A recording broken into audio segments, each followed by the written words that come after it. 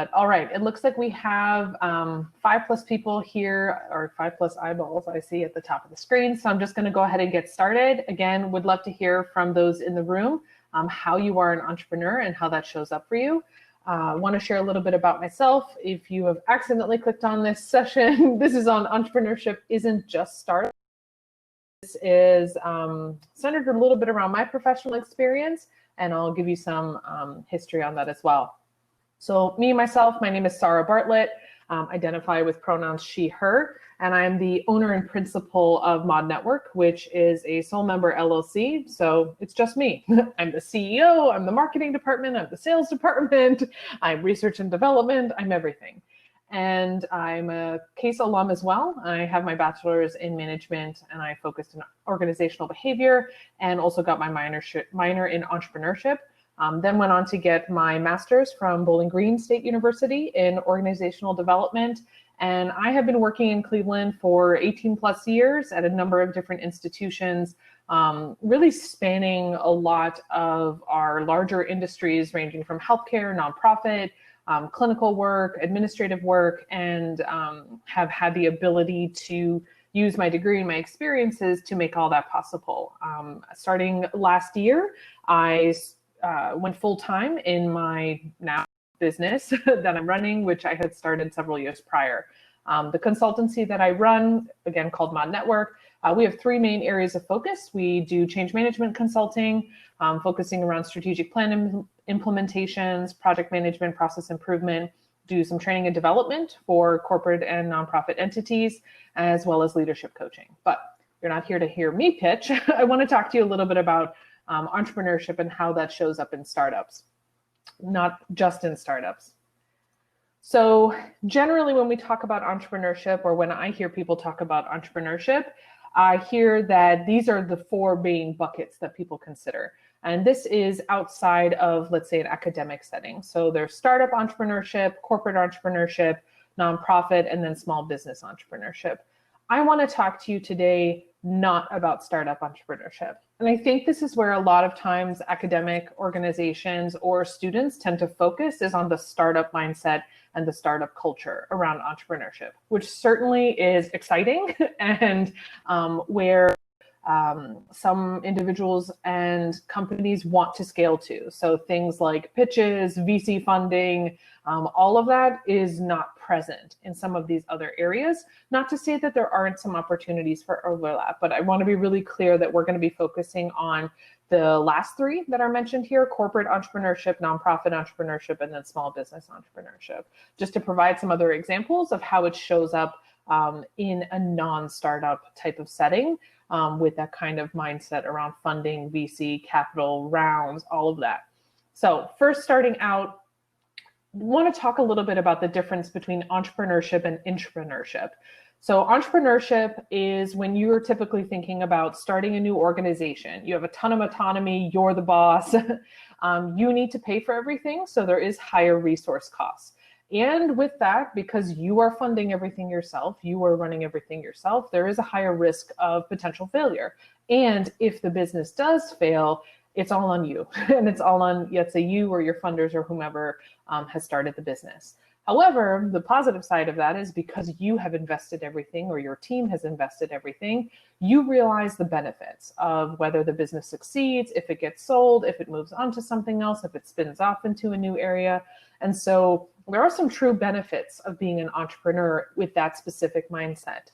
However, intrapreneurship, so entrepreneurship within an existing organization, does have a lot of benefits that are not commonly thought of. So you are already within an organization, so you get the benefit of having lower resource cost. There are systems in place, structures in place, and you have that organizational capital supporting your initiative and supporting what it is that you want to do going forward. I say there's a lower risk of failure, not to say that your initiative won't fail. I do say, though, that if it does, you just move on to another project. You get tasked to another department, another assignment, another entity. And so that failure doesn't mean you suddenly don't get paid. It means that you are focusing on some other areas. But other side, the organization is the one that sees the benefits, right? So as an individual contributor or a leader in a business entity that is operating in an entrepreneurship model, when you succeed, they're succeeding, right? And so it's just a different kind of mindset around how that particular business works. So for corporate entrepreneurship, we talked a little bit about intrapreneurship.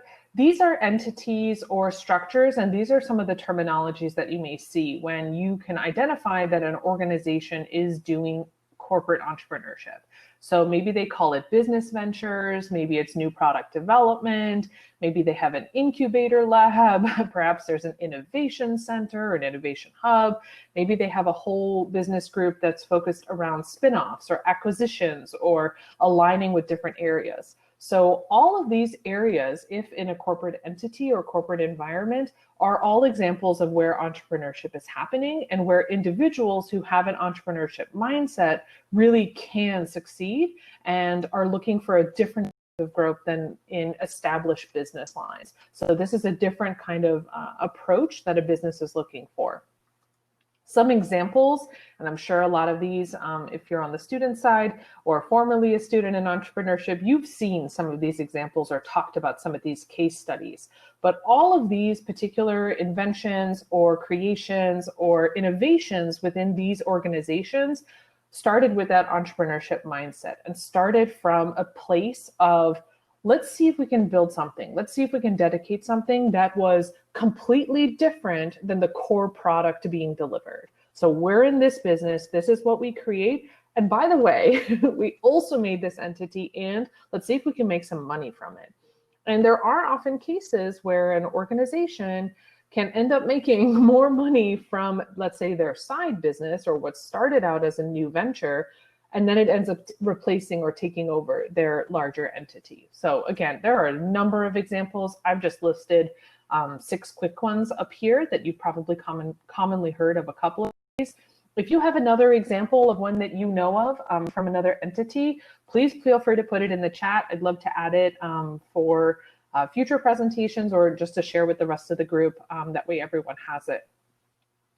So when we're talking about that corporate entrepreneurship, the next thing I'd like to transition to is nonprofit entrepreneurship. So this can happen in a couple of different ways. Either there may be a social enterprise. So this is an organization that has started around a social mission, social engagement, and they're looking to make money and aggressively make money, but being a nonprofit status. They're typically funded either through grants, gifts, foundations, a couple of different ways that can happen. I was working at a large healthcare institution, and my entire department was funded through a $10 million gift. And so that's an interesting way to build and start a whole new entity. So we were entrepreneurs using funds from a gift to build something that had never been created before. Sometimes funding works in that way to think about how are you going to develop that new business line with the monies that have been given. These are all maybe new business lines, services, or products that an existing nonprofit may want to expand into. So let's say I worked at an entity which was a nonprofit social service agency, and they decided about 30 years ago that they wanted to build out capacity into a new area. So they created a social enterprise within the overarching nonprofit to generate revenue for the rest of the business as a true product center and a true product line under the auspices of that nonprofit. One of the things that happens, though, when nonprofits look at entrepreneurship and how it is that they want to start thinking about either products or services that they can offer, there is a high urgency to show this bottom line impact and that you are contributing to the business mission and you are contributing forward. Sam, thanks for those great examples. Some other examples of corporate entrepreneurship: Lexus, Infinity, Acura from Toyota, Nissan, Honda. Absolutely. A lot of innovation does happen in the automotive industry because you have a lot of great talent in those areas and the need to innovate, especially with high competition and a lot of cost considerations that come up there. So absolutely. And bringing it back to some of that nonprofit entrepreneurship, want to give you just a couple of examples. I picked 2 international global companies and then 2 local ones to talk about really quick. So KIVA, it's a micro loan platform, and it is a global product and a nonprofit, which is socially considered a social enterprise. So around a specific mission of helping individuals get funding, either furthering their business, furthering their community, for health reasons. And so this microloan platform is available to individuals and is truly funded as a nonprofit. Hypher International is another entity, again, global entity, nonprofit status, focused around building sustainable income for communities in other parts of the world. So again, examples of how nonprofit entrepreneurship shows up. Here in Cleveland, I picked 2 examples for you. The Musical Arts Association is actually the nonprofit that governs and supervises and oversees or manages the Cleveland Orchestra, which is a global brand, and you would not typically think of the orchestra being the product or the service that the Musical Arts Association is delivering. And so they are a nonprofit. And whenever the Cleveland Orchestra comes out with a new product, let's say, so they recently launched recordings or audio discs of some of the materials that they have. So any of those products that they're delivering, whether it's necessarily, the concerts that we're not going to currently, or some of the other services, different seminars, sessions, workshops, everything that goes on related to, let's say, the orchestra is part of the nonprofit of the Musical Arts Association. Cleveland Clinic is a great example in town. They are a nonprofit organization. And you may stop me and say, Sara, how is a multi-billion-dollar company a nonprofit? It has to do with how that organization is funded and how that organization uses its money within itself. And so by very lay terms, a nonprofit is an organization that does not generate profit. It reinvests profit within itself. Again, very lay definition. And so when an organization like the Cleveland Clinic makes profit, and I'm using air quotes, makes profit, by reinvesting in itself, it helps maintain nonprofit status. Now, I'm certainly not Dr. Mihalovich, and I don't want to get into how the clinic funds itself, but thinking of it as a nonprofit entity, there are 3 kind of immediate things that come to mind when I think about their entrepreneurship ventures. They run the Medical Innovation Summit on an annual basis, which is a global conference that highlights medical innovations that their staff, and by staff I mean the physicians and researchers and clinicians and academic researchers at the clinic, those staffs have developed intellectual property around and have developed products to be used in a healthcare setting. And so they highlight those specific ones.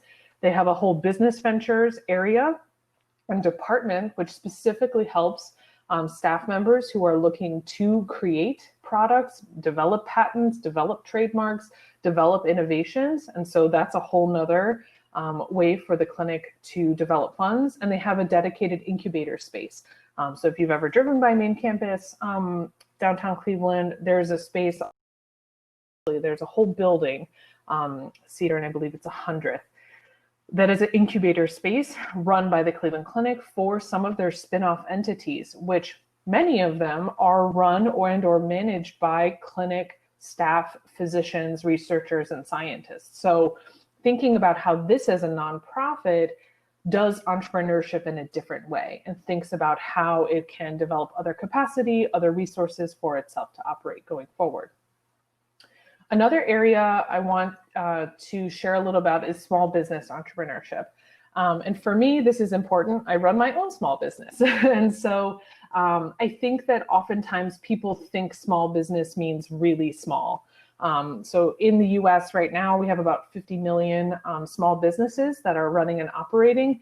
And the Small Business Administration develops size standards for different particular categories. So the codes that you see here, 541213, for example, it's a NAICS code, NAICS. And the NAICS code is the North American Industry Classification System. And so businesses identify with certain of these codes. You can pick more than one, but most businesses have one primary NAICS code that they operate under. I've picked 3 here that are all kind of in the business services or business consulting area, just to show from some context what small means. And so, for example, in my category, administrative management and general management consulting services, you are a small business as long as your revenues are under 16.5 million. I am nowhere near 16.5 million, but for me, I think this was really helpful for me to understand the difference between what does small really mean. And this showed up in a couple of interesting ways. I've listed a couple of entities recently, AutoNation, the Lakers, Shake Shack. These are all companies that are small businesses by definition for their particular class area.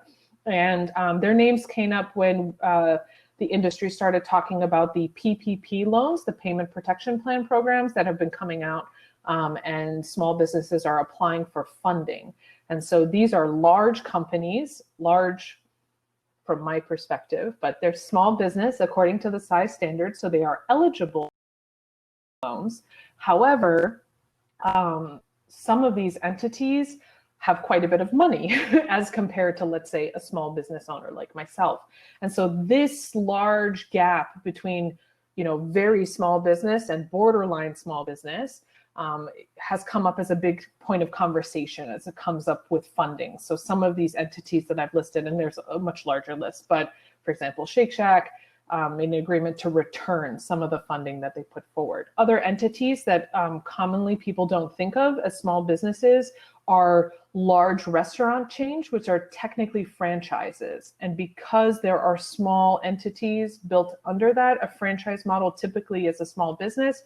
So there's lots of complicated layers there, but just some things to consider about how all these classifications work. So clearly I should have thought about going into computer and system design services because I could go up to 29 million and still be a small business.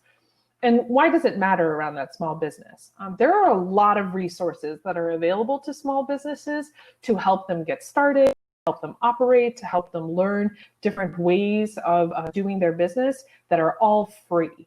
There are many other resources that are also paid opportunities. I've listed just a couple, maybe like the top 6 that came to mind, but in Cleveland, you can access all of these, for example. The SBA funds at a federal level, small business development centers, the procurement technical assistance centers focus on individuals who are looking to get into federal and state funded areas, minority business assistance centers, if you qualify, and minority is more than just race, it can also be gender.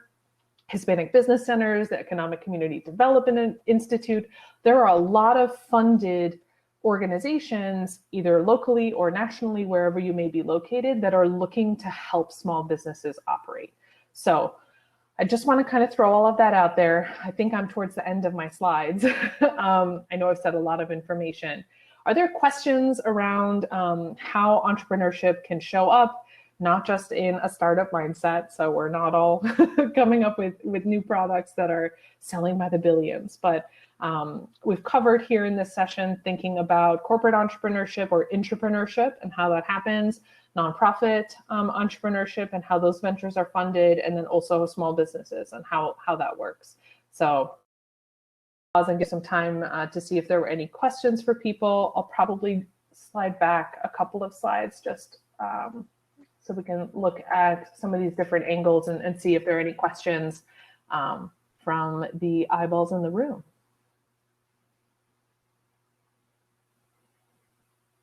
Cooper's comment, oh wow, I never knew that. I'm guessing that had to do with the size standards.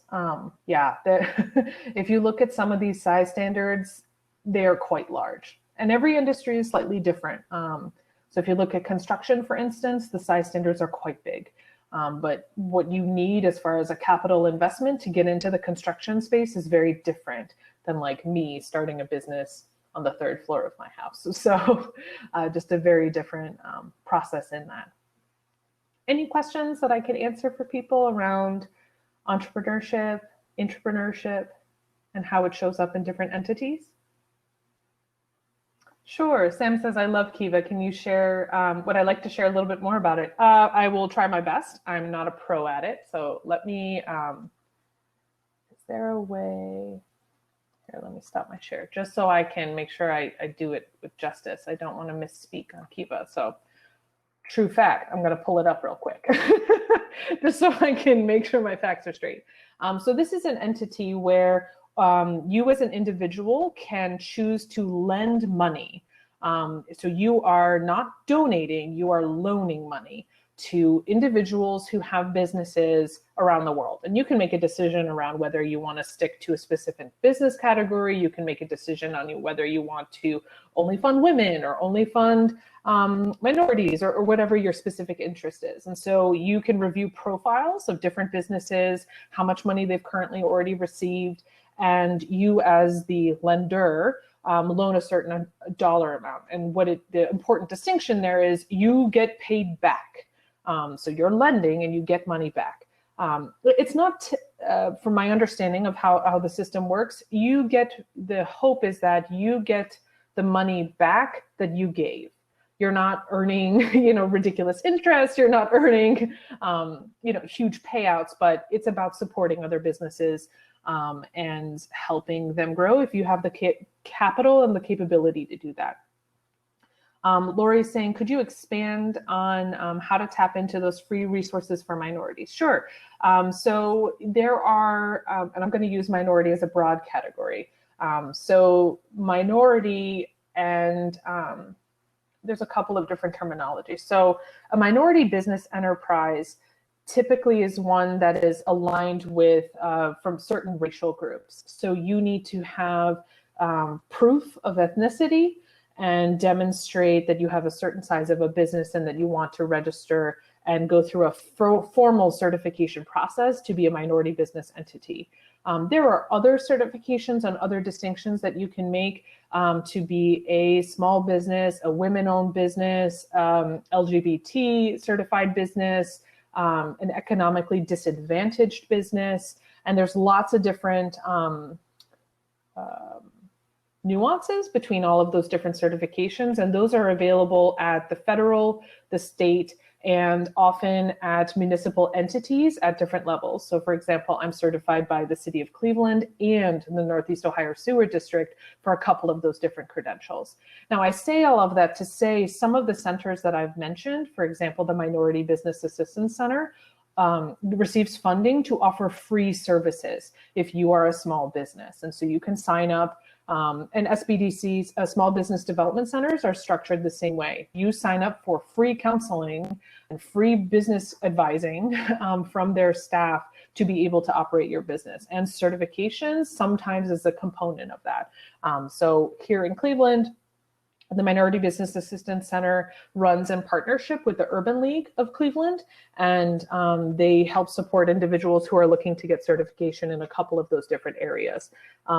I don't believe you need to be identified as a minority to participate in the counseling.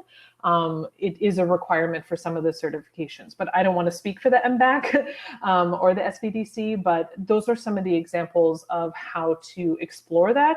And when you go, let's say, meet with an SBDC locally in your area, sometimes that, like mine, I'm in University Heights, ours is embedded in the Cleveland Library system. And so finding out where those resources are to you and asking if it is something that's funded. And so as a taxpayer, we're paying for some of those services. So a lot of different opportunities, especially now as a small business owner. If you are, let's say, a minority, to Lori's point, you may be eligible for certain funding that other businesses may not be available or able to access, just like other businesses may have access to certain funding you may not be, related to if coronavirus has impacted your business in any way. There may be either loans, grants, or monies that are available to you. So hopefully that answered your question, Lori. That was a very long answer to your short question, but I'd be happy to chat more offline if you wanted to connect with me about that. Happy to share my experience. And hopefully, Sam, I answered your question about KIVA and wanting to give some more information on that. Any other questions in the chat related to entrepreneurship that isn't startup focused? Not that I don't like startups, but it happens in more places than just startups. Oh, I will also say, Lori, I just thought of another thing. There is a difference if you are developing a product rather than a service. So my business is service-based, and so there are some resources that I have not used because I am not developing a physical product that I am selling. So there's other resources such as Magnet, if you're developing like something that needs to be manufactured. That's another entity in Cleveland. I also want to mention Jumpstart. They have a lot of programming that's free and available, and they offer counseling. SCORE is another entity, I believe it's nationally, that have free counseling, mentors who are available, and depending on whether you're in a product or a service category, they may be able to match you up with someone who is more appropriate to what it is that you're looking for. So just something else that I thought of, because I tend to think mostly about service-based because I sell a service. I don't sell a physical product right now. I'm working on a physical product, but I don't have one right now. Well, I'm happy to stick around for the next couple of minutes for anyone else who has a question. If you're a slower typer, I'll stay till the end just so I can answer your question. But thank you all for coming here, and happy to connect if anyone has any questions that they'd prefer to ask offline. Happy to be available. Thanks, Sam.